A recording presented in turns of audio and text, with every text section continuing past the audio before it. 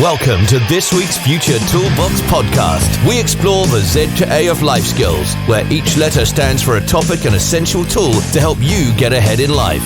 Meet Jules and Mark, creators of the multi-award-winning Future Toolbox, and enjoy their straightforward approach to creating growth mindsets that help people turn their dreams into realities. Whether you're a teen in education, a parent, a teacher, or part of a community group, start creating positive habits from today. Welcome to our latest Z to A podcast with me, Jules, and Mark from the multi-award-winning Future Toolbox. Hello, everybody. Now, this is where we will pick a letter and a topic from the alphabet and discuss how you can use our tools and techniques to improve your own personal development. So, Mark, what is the letter this week? So the letter this week is C for coping with pressure. And we're going to be talking a little bit about exam season, because that's the theme of this month, and how do you cope with exam pressure and just life pressure in general, really. Yes, we know that the exam season can be really, really overwhelming, especially when it feels like everybody has almost sky-high expectations of you. Now, whether that's getting straight A's, ace in every subject, or nailing that perfect university application. But, you know, it's another thing having to cope with that pressure. Sometimes we get hung up on that perfection, and you just mentioned getting straight A's or top grades or something like that. And in reality, do we actually need straight A's or top grades? It's sometimes that pressure we put on ourselves, and as you say, the perfect application, the perfect everything. It's sometimes removing the word perfect. I guess it's all about managing expectations, because as we've said in previous podcasts, I don't think there's any such thing as perfection. I don't believe it exists. Yeah, we all get hung up with social media feeds and the airbrushed model mentality and all those sorts of things where we have to look perfect, we have to act perfect, we have to be amazing, we have to be the best. And then you have sports personalities that we always see, the people that win, the people that go on stage, the people that seem to have this amazing lifestyle where nothing goes wrong, and that couldn't be further from the truth, really, could it? No, so it is about managing your expectations, and I think it's key to understand where those expectations have come from. One place it comes from, first of all, is from yourself. Maybe you're expecting too much from yourself to reach incredibly difficult and high goals. Yeah, that is very, very true, because we sometimes see other people achieving really, really well, and then we think, right, we need to achieve as well as them. So if you take grades, for instance, now for ease sake, it's better for us to say A stars, Bs, or whatever. We have different grades. We have 1 to 9 in GCSEs, we have passes, we have merits, we have distinctions. There's always these different levels of grades. But if we take like A star as being the highest, if you're doing GCSEs, you know it's a 9, whatever. So yeah, everything seems to be really results based. And then you watch, well, as I say, we watch sport on TV. It's results based. You've got to win, you've got to win, you've got to win. And then we sit there and sometimes think, well, that person's winning, that person's doing really well. So my expectation is I need to be doing really well. So I'm going to put myself under pressure to achieve those results. And maybe the result that we need isn't the A star or the 9 or whatever that grade actually is. Maybe the result is we actually just give it our best shot. And we've been big advocates of this, of just give it your best shot. Absolutely. But again, going back to managing expectations, it might be that your mindset is that you're going to fail miserably. That's your expectation. And that makes you think that you need to work harder on everything because that's your expectations. If you look at both of them, if you're giving yourself that expectation that you're going to achieve those grade 9s or those A stars, or that you think you're going to fail miserably, do you know what? Both are very unhelpful. They're even self-destructive, because you're putting too much pressure on yourself either to be absolutely brilliant, or if you think that you're going to be absolutely rubbish, then that's not going to do your mental health any good whatsoever either. So creating realistic expectations or goals to work towards is what you need to be doing. Yeah, that's a really good point. I never thought about the I'm going to fail this thing. And I guess if you say, right, I'm going to be really rubbish, I'm going to fail, I'm going to do nothing, you are guaranteed the result. That is one thing that is for You are sure, guaranteed but it. it's not a good idea, is it? But what I'm trying to say is that if you have that expectation that you're going to fail, it's going to make you feel absolutely miserable. Yeah. Why would you want to fail? Why would you want to expect to fail? But yeah, take that other end of the scale and maybe set yourself the goals of achieving, but then think, what is your achievement? What is it that you actually want? Because again, it goes from that pressure of other people around you, but sit down and look at where you want to go and what your path is, what your journey is. You know, let's remove exams for a moment and go back to when we talk to a lot of people, especially teenagers in schools. Okay, what do you want in life? And they say, I want to be a billionaire. Yay! Yeah, Just like that. Absolutely brilliant. So what's great about being a billionaire? Well, I can just buy anything I want when I want to. And then you look at it and think, okay, so your expectation is that you probably don't have a lot of money in the bank at age 15 years old. So to go from that to £1 billion, that's quite a big jump, isn't it? But then you look at the steps in between. Do you need £1 billion? Do you need to buy whatever you want? Yeah, what would you do with the money? You're never going to spend it all. No. Obviously, you can give some to me. I have no problem. I'd have no problem with that at all either, yeah. But let's face it, it's unrealistic.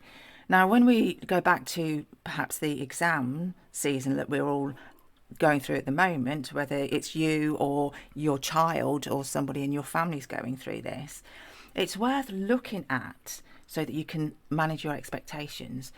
What is it that you specifically need? Like you were just saying, what is it that you are trying to achieve for your future?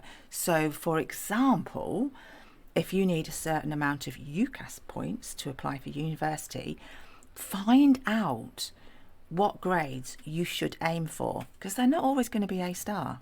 No, You know? absolutely not. So you could be setting yourself up to fail by thinking, I've got to get an A star, when actually, if you were going to aim for a C, which would be perfectly acceptable for you to use for your application, then surely if you go for the C or just slightly above, that's going to be less pressure on yourself than the higher expectation of going for an A star and then being disheartened because you can't achieve it. Yeah, that's a good point. Can I put a danger alert in? Go for it. Bit of danger here. Also, as well, be really, really careful of looking at the lowest possible bar you can achieve and thinking, well, that's okay. I only need this grade, so that's all I'll go for. I'll do the bare minimum. We used to come across a lot of graduates that left university and go, do you know what? I got a 2-2 honours. That was all I needed to get. And then they're up against somebody else that's got the 2-2 honours. Yeah. So if you want to measure it on a results-based thing, to be the best, you've got to give it your best shot as well. Absolutely. And if you're capable of getting a higher grade, then go for that grade. Absolutely go all out for it. But as I say, you don't have to get 100% every time. You don't have to do that. And it's worth having a look at your predicted grades against the grades required. So, for example, if the grade required is a C, but your predicted grade is a B, then go for that B, because clearly you've got that capabilities and you're not setting yourself up to fail by having it the other way around. It's like, actually, I've proved that I can get a B, so let's get a B. Let's go for that. That's the thing. Also, we're in the time of this real stress of exam season, and a lot of people will be bombarded with a lot of information at the moment. And it's quite hard to do this next bit. But if you find that maybe the grade is unrealistic or the expectation you're putting on yourself is unrealistic, then start to think of other options. Start to think of plan Bs and plan Cs. Because, again, when you're in the education system, it's really, really easy to get caught into, I need to go to university to be successful. And a lot of successful people go to university. But guess what? A lot of successful people don't go to university as well. And also, if you want to flip that around, a lot of unsuccessful people that fail in life go to university. So you can flip those things around as many ways as you want, but you've got to think about what your success is. And university isn't the holy grail where absolutely everybody that's going to make it in life goes. It's a good place to go, but look at the other options around you and maybe start to distract yourself away from the pressures by thinking, what's actually out there? What do I want? Look at the goals, look at what you maybe want to achieve and start exploring a few options in your mind. But again, be careful not to distract your focus away from the important study and revision that you should be doing. And you could use this with any goal that you're trying to achieve. It doesn't have to be educational. We all set goals to do things within our life. For example, you were just talking about sport. We have a race upcoming in a few weeks, and it is quite a tough challenge. But the good thing about it is there are 3 challenges that you can go for. You can go for the extreme one, and I've looked at it and I've seen it, and there's absolutely no way in a million years I know physically I'm capable, particularly at this moment, to do that. There is then a middle ground one that we can choose, or there is the lesser one, which is the one that I've gone for. And in my mind, I keep thinking to myself, should I go for the middle one? Because I think possibly with a lot of training and the right mindset, I could do that one, but I'd be putting a lot of expectations on myself, and it could be that it is unrealistic. So I'm quite happy where I am at the moment, having looked at everything, to know that I'll go for the lesser challenge, because I know I can achieve that without stressing me out too much. That sounds good. So you said about the 3 levels of it. What are those 3 levels? Do you mind sharing them with our listeners? The hardest one, the top one, is 27 kilometres, and it's 2 laps of this huge challenge going up and down massive mountains. It's called the vertical challenge. So you can imagine the size of this mountain, and you have to do it twice. So that's why, for me, that's massive. The middle one is you do 1 full lap of it, which is I think around about 11 kilometres. And the other one is 6 kilometres, which for a lot of people that are not used to doing these huge challenges, running up and down mountains, is achievable and slightly easier. So that's the one that I'm going for, because I know I can achieve that. I know you can, absolutely. But this is what we're saying. We can use this in whatever goals that you're trying to do. If we go back to managing expectations, they can also come from your peers or authoritative figures. They can put that expectation onto you. Like, quite often, I think people think I'm a better runner than what I am. And then I feel the pressure that I should be doing the longer distances or the harder challenges. But in my own mind, I know myself, I know my body, so I'm quite happy to do what I'm doing. But sometimes, if we go back to the exams season, teachers, possibly parents, guardians, family members, they will expect you to achieve goals that may be too far out of your reach. And they're doing it for all the right reasons, because they want you to achieve, but it is your goals. Yeah, and sometimes parents and teachers will put goals into your minds that you don't actually want to achieve as well. Yeah. We've come across loads and loads of people. And again, I'll use a university, and I don't want to sound like I'm bashing university here, but the amount of times we'll hear teachers say, right, you need to go to university to do that. Or parents, well, you need to go to university because I went to university. Or the other way around, nobody from the family has ever graduated before, so you can be the first person to do that. And again, in the education system, it's really easy to get caught up on university, and we say in the Holy Grail, but you might not want to go. It might not be for you. And I remember as a 15-year-old sitting my GCSEs thinking, I don't want to study anymore. I just want to go out and get myself a job. I want to go out into the world of work, and this is the path I want to follow. And there was people around me that sort of said, you really should consider this. And I went, no, it's not for me. It's not what I want to do.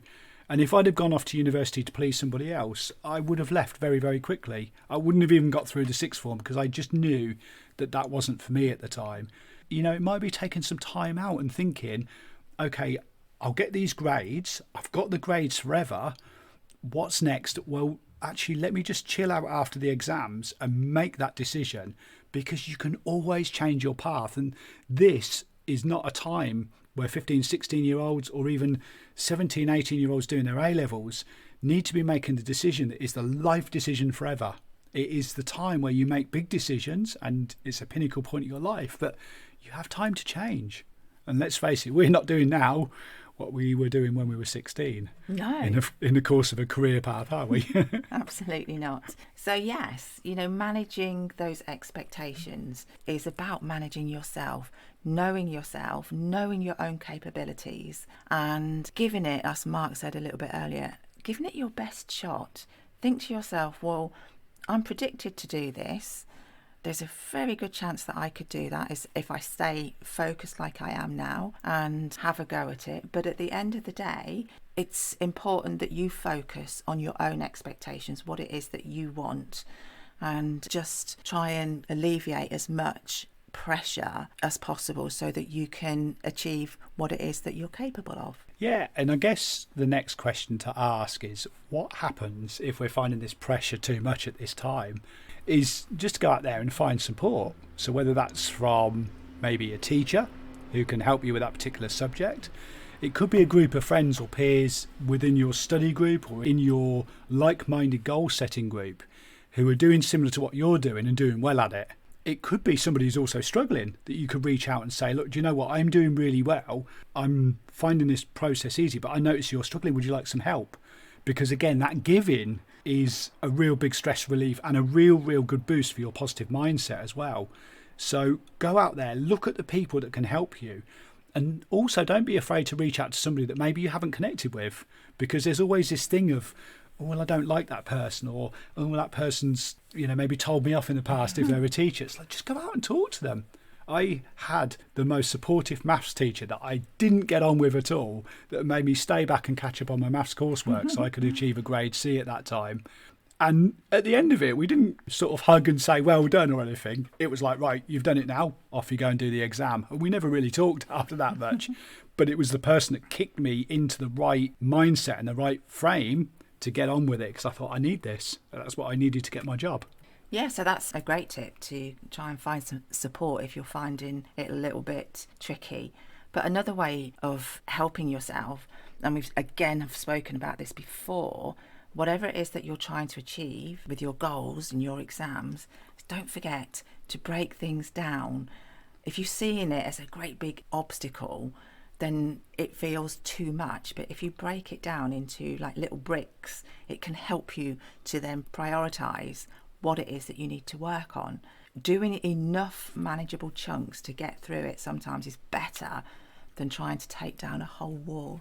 Oh, I like that. Oh, that was cool, wasn't it? Take it down or build a wall. Do it brick by brick. And again, that is a great proverb that's been said many times over the years.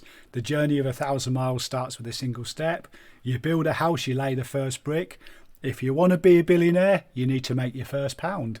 It's always the way like that, isn't it? If we focus on the big goal and go, I'm never going to be able to do that, I can't walk 1,000 miles, build a house or be a billionaire, start with a small bit. How am I going to lay my first brick or take my first step or get my first pound?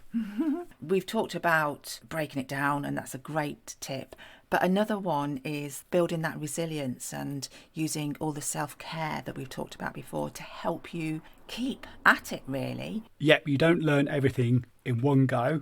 And it's very rare that you're going to get it right the first time.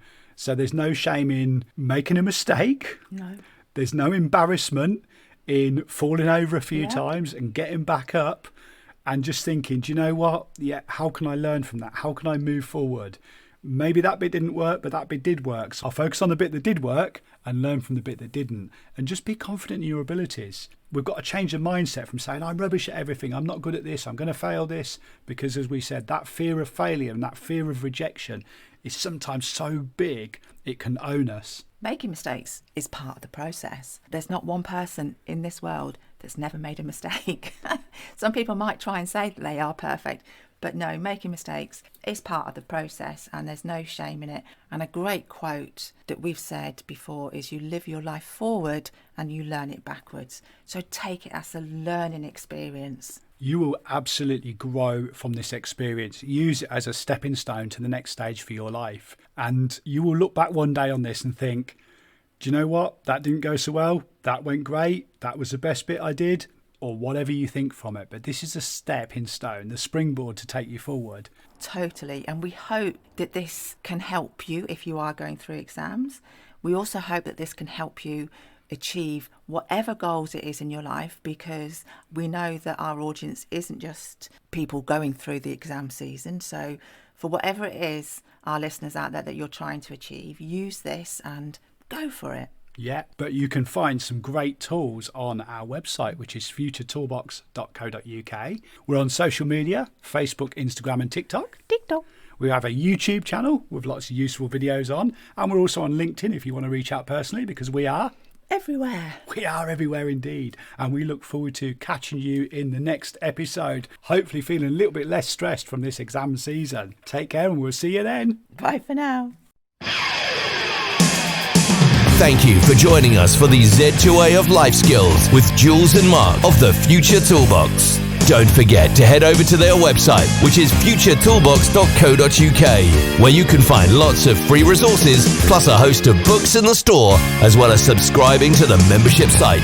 Follow Future Toolbox Instagram, TikTok and Facebook at Future Toolbox, and subscribe to their YouTube channel too.